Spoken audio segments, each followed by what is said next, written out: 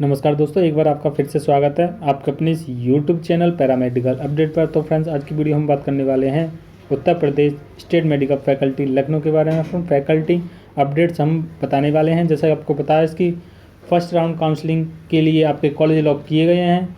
अब इसके बाद सभी ने कॉलेज लॉक कर दिए होंगे, यानी कि 6 तारीख तक कॉलेज लॉक लास्ट टाइम अभी हुए हैं, 6 डेट तक। तो अब आपको अलॉटमेंट लेटर का वेट होगा कि हमारा अलॉटमेंट लेटर कब आएगा और किस प्रकार अलॉटमेंट लेटर होता है। अलॉटमेंट लेटर के बाद हमें क्या करना होगा, तो ये सारी बातें हम इस वीडियो में बताने वाले हैं। तो फ्रेंड्स, वीडियो बहुत ही इंपॉर्टेंट होने वाला है, इसलिए वीडियो को अंत तक देखना, जरा सा स्किप नहीं करना है। फ्रेंड, अगर आप चैनल पर पहली बार विजिट कर रहे हैं तो चैनल को सब्सक्राइब करें, बेल आइकन को भी प्रेस करें।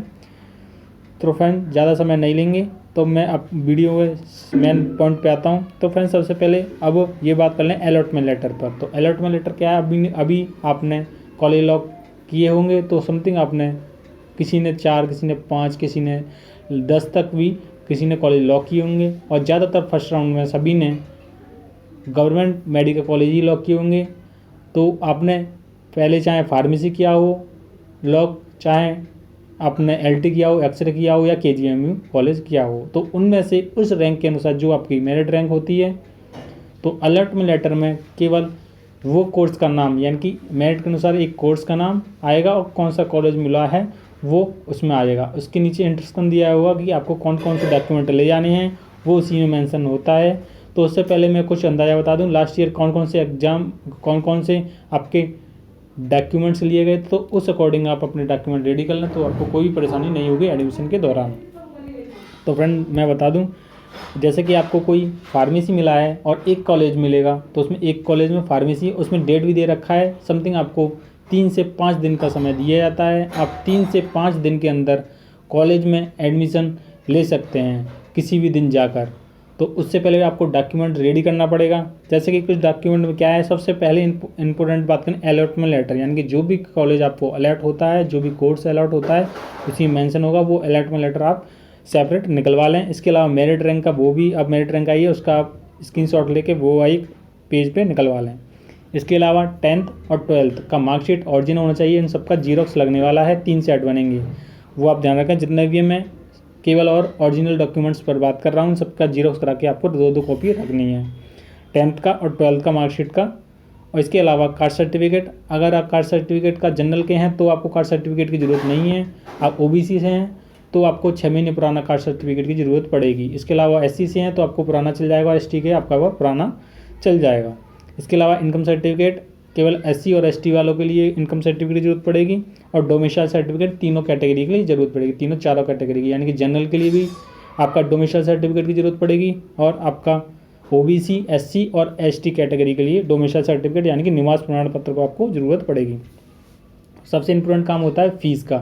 फ़ीस आपका कैश के रूप में लिया जाता है। किसी किसी कॉलेज में जब कैश की सुविधा नहीं होती है तो उसमें आपका ऑनलाइन ट्रांजैक्शन के द्वारा ले लिया जाता है। तो फ्रेंड्स, केजीएमयू के अलावा जो भी कॉलेज अलॉट होगा तो उसमें आपकी फ़ीस 24,000 रुपये ही ली जाएगी। ये आप निश्चित रहें, तो आपको 24,000 रुपये तो फीस में देना है, और उसकी रसीद भी साथ में लेनी है। इसके अलावा केजीएमयू कॉलेज अलॉट होता है तो समथिंग आपका 43,000 रुपये, लगभग 43,000 कुछ है, वो आपको जमा करेंगे। तो आप समझ लें 45,000 तक आप व्यवस्था करके रख लें। और ये आपको है, ये डिमांड ड्राफ्ट यानी कि डीडी के रूप में आपको बनवाना पड़ेगा, यानी किसी भी बैंक से जाके आप डिमांड ड्राफ्ट बना सकते हैं 43,000 कुछ का। उसकी वीडियो में सेपरेट बना दूँगा कि में एडमिशन किस प्रकार लिया जाता है, डॉक्यूमेंट्स कौन कौन से ले जाने हैं, क्योंकि जो डीडी की सुविधा है वो केवल केजीएमयू में ली जाती है। इसके अलावा कोई भी कॉलेज आपको अलॉट होता है तो उसमें आपको डीडी की ज़रूरत नहीं पड़ेगी। आपको फ़ोटोज़ ले जाने हैं। अगर आपको केजीएमयू फ़ोटो, आप समझें 4 से 6 फ़ोटो ले जाएँ। और इसके अलावा आप केजीएमयू मिलता है तो करेक्टर सर्टिफिकेट की ज़रूरत पड़ती है, आप टीसी की ज़रूरत पड़ेगी उसमें, और एक एफिडेविट। एफिडेविट का मतलब ये है, एफिडेविट आपको 3 एफिडेविट लिए जाते हैं, केजीएमयू कॉलेज अलॉट होता है तो 3 एफिडेविट की आपको व्यवस्था करनी पड़ेगी। और क्या लिखना होगा एफिडेविट में, जब अलॉटमेंट लेटर आता है तो उसी में सब कुछ मेंशन दिया होता है, ये आपको जो उसमें होता है तो वो आपको सब कुछ एफिडेविट में लिखवाना पड़ता है। और एफिडेविट सब उसमें 3 चलेगा केजीएमयू। इसके अलावा एक एफिडेविट आपका केजीएमयू के अलावा जितने भी कॉलेज हैं उन सब में एफिडेविट की ज़रूरत पड़ेगी, यानी कि आपको ये नहीं केजीएमयू में आपको एफिडेविट की ज़रूरत पड़ने वाली है। ये आपको किसी भी कॉलेज में एडमिशन मिलता है, यानी कि अलॉटमेंट लेटर मिलता है, उन सभी के लिए आपको एफिडेविट की ज़रूरत पड़ेगी।